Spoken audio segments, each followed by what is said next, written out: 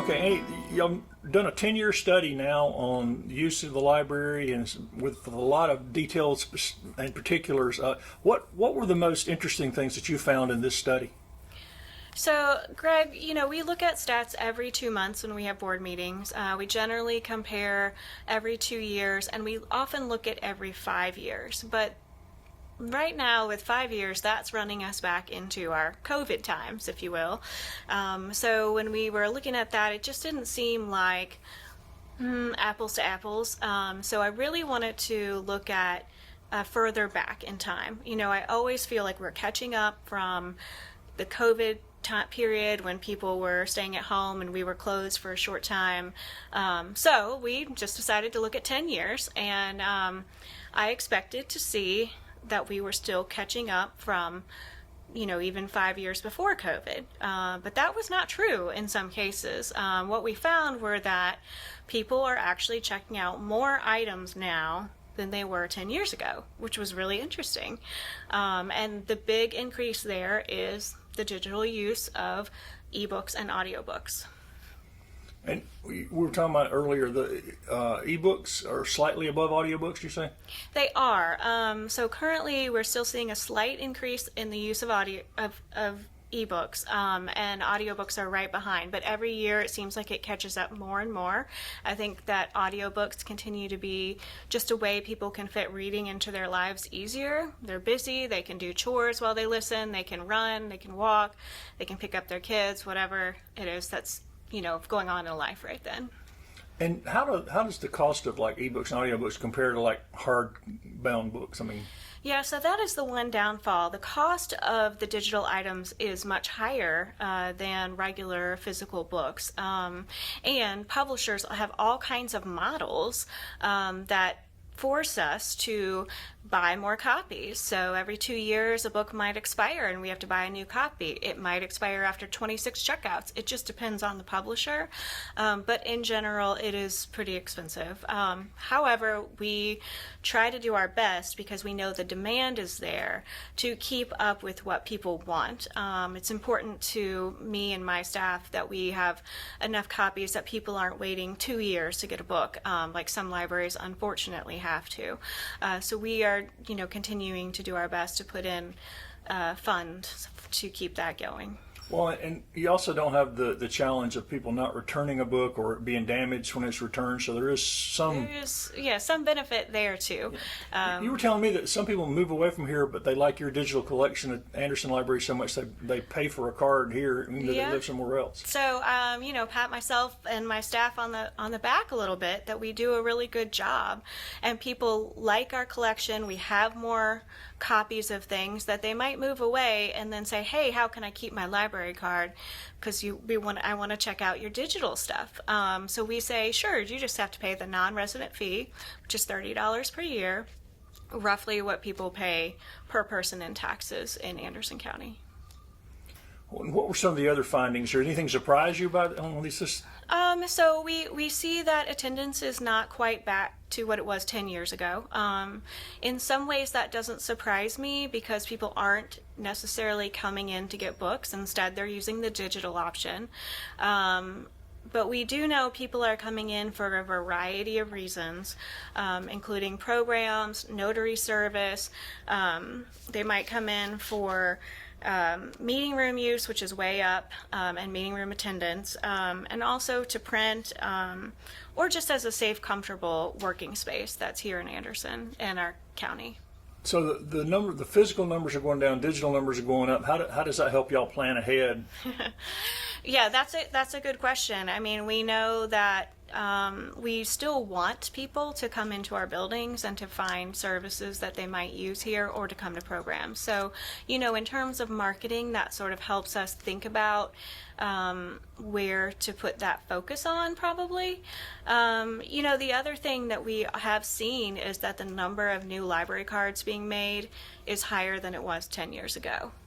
On the flip side, the number of people coming in to use computers is way down. And I think, during COVID, people had to figure out what to do. And they have, gone their own direction in terms of getting a computer or things like that. So. Well, and they're also, the government has provided phones pretty much to anybody who's, it used to be people who had no access now have access through a government provided phone. That Right. would have cut down on numbers. Does that sort of help you plan ahead in terms of how many computers to have? Or It does. I mean, again, we can look at our budget and our funding and say, well, computers aren't used as much. We can put this funding somewhere else.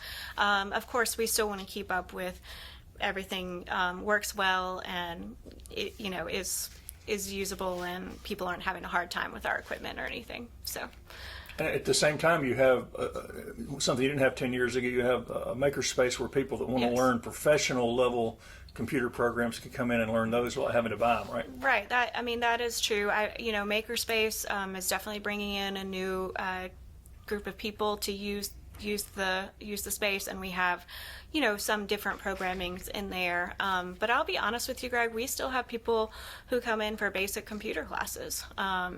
So it's just kind of like the dichotomy, and of course, this is part of being a public library and always evolving for what the community needs the most. I thought it was interesting that computer use is down, but printing is up. Yes. A lot of people don't want to deal with the printer at home. So, they have their documents they need printed. A lot of times they'll do it remotely from their phone or their own device, or sometimes they'll email it to us. So they don't even have to necessarily get on a computer to print, which is convenient. Was this study just this location, or This is our whole county. Whole So, county. we have stats for every location, and the trends were kind of all the same. We've had, some upgrades at some branches and things like that over the years. But for the most part, things look kind of the same. So how else will you use this data that you put together from this 10-year plan? I think that even though we have such great use with digital, I still just want people to know about it. I run into people all the time who tell me, oh, I had no idea you had that available. And, I have a dream of having 100% of people in Anderson County having library cards and using us in some way. I think that would be awesome. We have more and more people moving here. We want them to come in. We want them to get cards. So we'll continue to take the information and market it to what we think people may not know about, how to reach those non-users. That's always my toughest question. So. And are you going to put this information online somewhere or something? Oh, we could probably put it on the website just for people to see. Our strategic plan also ends this year, and so next year we'll be looking to do a new strategic plan for the next 3 to 4 years, and asking people in the community about what they need from us. And I think maybe this is something that will help us lead that direction. So. I know you and your librarians, and of course you got a board too, and friends of the library. Are y'all hearing anything now that you think might be part of that, or is it too early to tell? Or about the strategic plan, yeah. We just kind of have begun talking about it. So we will really have the plan formulated by the end of the year and get started probably January of next year to start, doing surveys, asking the community questions, having probably some sessions where people can come in and talk to us and tell us, what we can do better, what they like, all that kind of stuff. Well, I know too, over that same period of time, you've had a lot of upgrades at all the branches just about, right? Are all the branches pretty much up to date with Pretty much. I think, it's always a process that we need to be looking at what needs are. We've done some things here.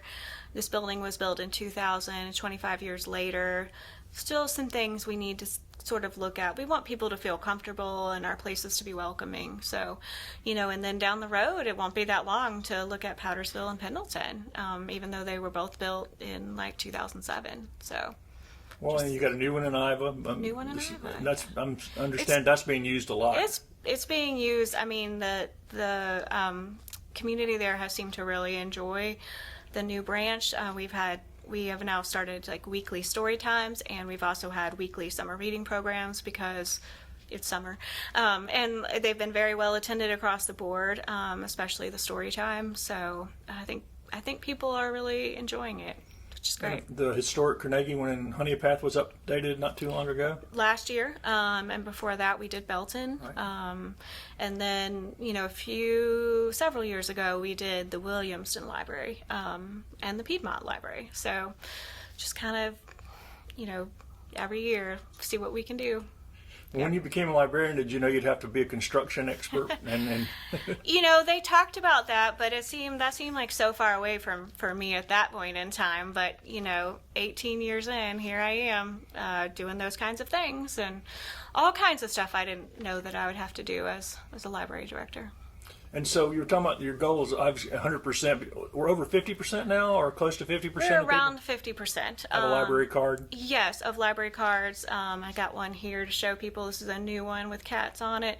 But I want to encourage people, library cards don't last forever. They expire every 2 years, and so if you've had a card since you were a kid but you haven't really used it, we probably don't have you in the system anymore. So please come in, bring your picture ID, get your library card.